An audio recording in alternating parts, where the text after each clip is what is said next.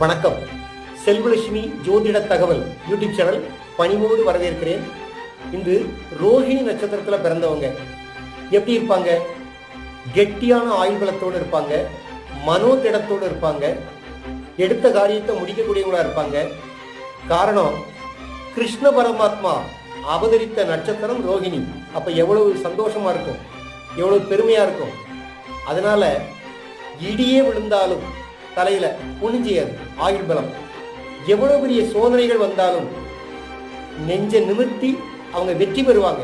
அப்படிப்பட்ட ஒரு ஆற்றல் ரோஹிணி நட்சத்திரத்தில் பிறந்தவர்களுக்கு உண்டு. திருநாவுக்கரசர் பிறந்ததும் இதே நட்சத்திரம் தான். அதனால நீங்க ஒவ்வொரு மாதமும் ரோஹிணி நட்சத்திரம் என்னைக்கு வருதோ அன்னைக்கு கிருஷ்ணன் கோயில் அல்லது பெருமாள் கோயில் சென்று மனமுருகி வழிபட்டால் வாழ்க்கையில் வெற்றி மேல் வெற்றி கிடைக்கும்.